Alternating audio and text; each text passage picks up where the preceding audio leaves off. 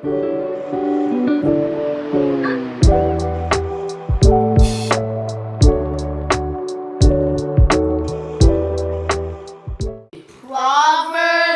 5:21 says, "The Lord sees everything you do and watches where you go."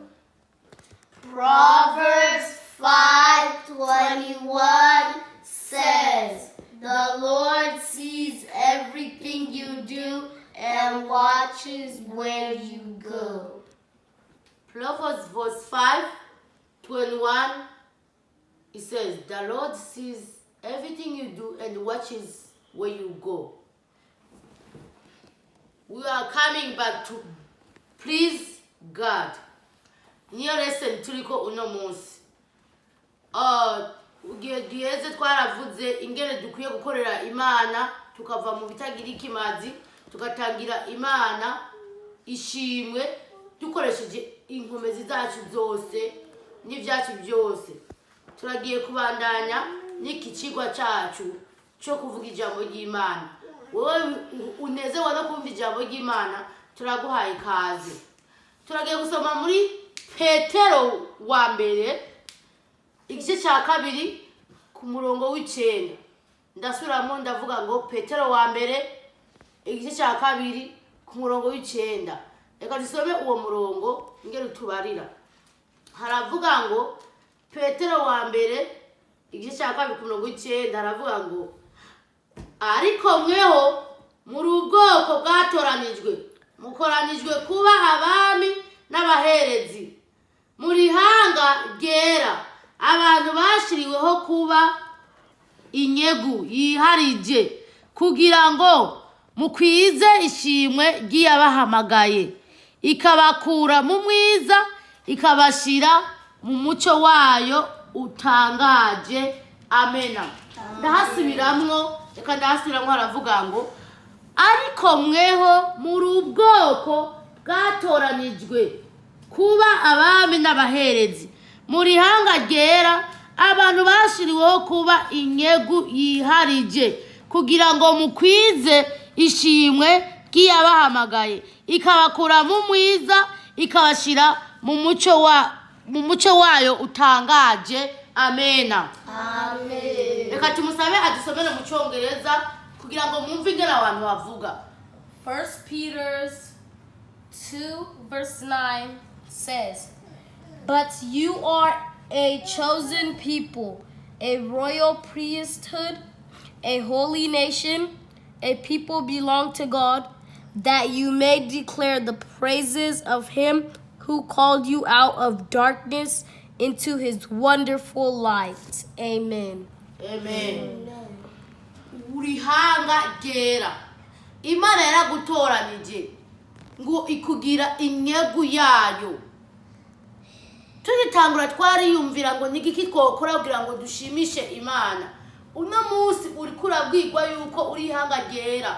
Hari ahantu twasonye ngo Imana yarakubumbye, wewe irakwibumbira n'amaboko yayo kugira ngo uze uyishime, ukore ivyo igomba. Uyu munsi nakubwiye yuko uri hanga ryera, yatoranije kugira ngo ube inyegu yayo.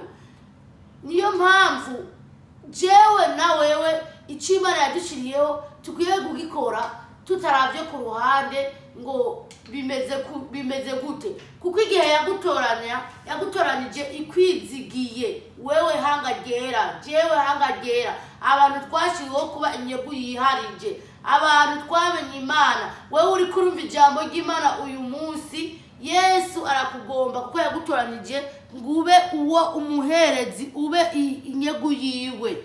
Niba hari icyo utahuzamo neza n'Imana, gerageza urabe kugira ngo wegere neza, hari mushizeho kuba inyegu y'Imana. Umvize ijambo ngere riryoshe ngo ariko mweho muri abantu batoranijwe kuba ihanga ryera, abantu bashiriweho kuba inyegu y'Imana. Uko murumva, ni jewe na wewe twashiriweho kugira ngo dukwize ishimwe ryagize gute, ryaduhamagaye. Amena. Amen.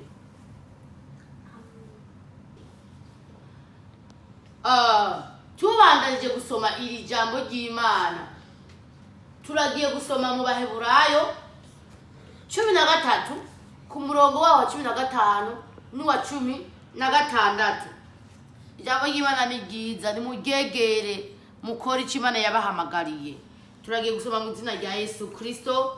Haravuga ngo abaheburayo 13 umurongo wa 15 n'uwa 16 haravuga ngo nuko nantaryo twame duha Imana ikimazi cyo gukenguruka tubiheshwa nayo nico mbuto z'iminwa ishima izina ryayo kugira neza no kugirira abantu ntimukavyibagire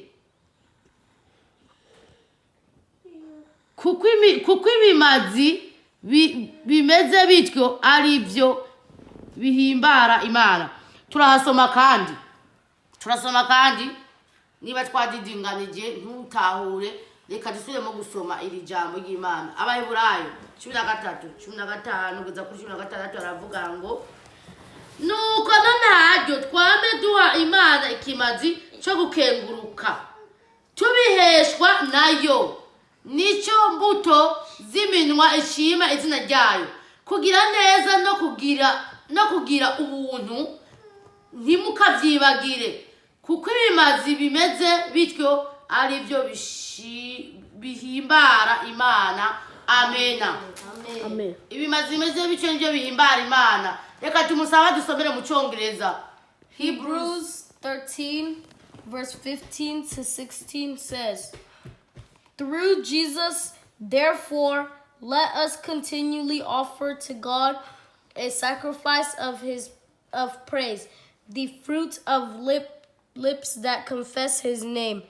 And do not forget to do good and to share with others, for with such sacrifices God is pleased. Amen. Amen. Turabyumvise ngo nuko nantaryo twame duha Imana ikimazi cy'ishimwe ry'iminwa yacu.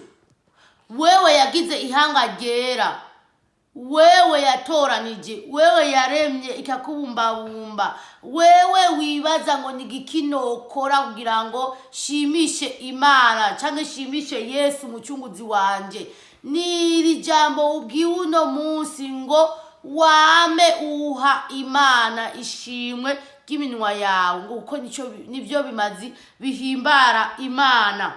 Kuyikorera neza ngo kugira neza kandi kugira ubuntu ngo ntitukavyibagire aho uri hose. Ntiwibagire kugira ubuntu, ntiwibagire guhesha Imana icyubahiro, ntiwibagire kuvuga iyaguhamagaye canke iyakugize inyegu yayo ikakwemerera ikakugira umuherezi wayo. Iki ni gihe cyanyuma tugeze mu bantu b'Imana canke naho kitobi cyanyuma ku bantu kubatavyemera. Abantu dukwiye dukora nk'abariko barapfa, ntituzi ngo ejo bizogenda gute. Dukwiye gukora tuvuga ngo turafise uwaturemye, turafise uwaduhamagaye, turafise uwo niwe duha turakora kugira ngo twihute bikunde tugire gute tumushikire, tumuhereze ishimwe ry'iminwa yacu. Amena. Amen. Umuhereze ishimwe ry'iminwa yawe, umuhereze ishimwe ry'umunwa wawe. Abana muhereze Imana ishimwe ry'iminwa yanyu kuko nico igira gute iri kwirabahamagarira kugira ngo mukore ivyo Imana igira gute igomba. Amena. Amen. Vuga ngo amena. Vuge ngo amena. Tugiye kubandanya gusoma n'ahandi, reka tuhasome.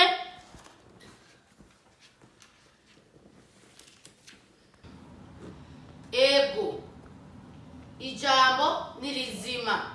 Tubandanje gusoma ngo tuko turavuga, tubandanje gusoma aya majambo ari mu Abaroma 12 uyu murongo wa mbere n'uwa kabiri. Haravuga ngo nuko bene data ndabahanura kubw'imbabazi z'Imana ngo mutange imibiri yanyu ibe ibimazi bizima byera bihimbara Imana, niko kuyikorera kwanyu kogira ikimazi. Ntimuyishushanye n'iby'iki gihe, yamara muhinduke rwose mugize imitima misha, kugira ngo mumenye neza ibyo Imana igomba n'ibyo byiza bishimwa bitunganye rwose. Amena.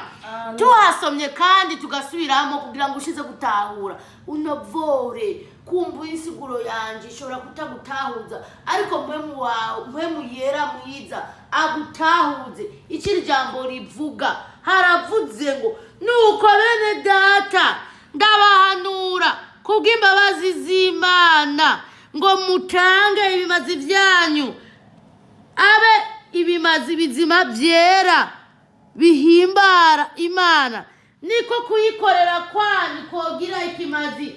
Ntimwishushanye n'iby'iki gihe, yamara muhinduke rwose mugize imitima misha, kugira ngo mumenye neza ibyo Imana igomba n'ibyo byiza bishimwa bitunganye rwose. Amena. Amen. Reka ndagusaba dusomere mu Cyongereza aho hantu nawe wumva ingene havuga, kumbure niho wotahura icyo Imana iriko iravugana nawe. Romans 12 verse 1 to 2 says, "Therefore I urge you, brothers, in view of God's mercy, to offer your bodies as living sacrifices, holy and pleasing to God. This is your spiritual act of worship. Do not conform any longer to the pattern of this world, but be transformed by the renewing of your mind. Then you will be able to test and approve that God's will is His good, pleasing, and perfect will." Amena. Amena. Amen. Reka nanjye hari akantu numvise ko kuvuga aha hantu havuze ngo to offer your bodies as living sacrifice. Amen. Amen. Ngo gutanga umubiri wawe ko ikimazi. Ngo mutange imibiri yanyu ibe ibimazi bizima byera as living sacrifice. Give your body as living sacrifice. Gutanga umubiri wawe nico Imana ikwira gusaba. Ivyumviro vyawe, ivyo uvuga, kosora nanje nkosore. Icyo Imana dushaka ko irashaka yuko twitanga uko turi. Uze ukuri. Nibisigura ngo wari muri biriya nari muri biriya anye, ariko Imana iravuze ngo nuze ukuri utanga umubiri wawe. Hari twavuze ngo wewe pfa kwemera gusa, wizere yuko Imana igira gute iriho, nayo iragira gute irakugirira neza. Umviriza rero, uno musi urabwiye ngo nuko mwene data ndaguhanura kubw'imbabazi z'Imana ngo utange umubiri wawe. Imana nayo umaze kwireza umubiri wawe, Imana nayo ikijya kugikorwa igatanga mpemu yera kugira ngo agutahuze icyo igushakako. Urumva? Tanga umubiri wawe, mwana, mugabo, mugore, utange umubiri wawe.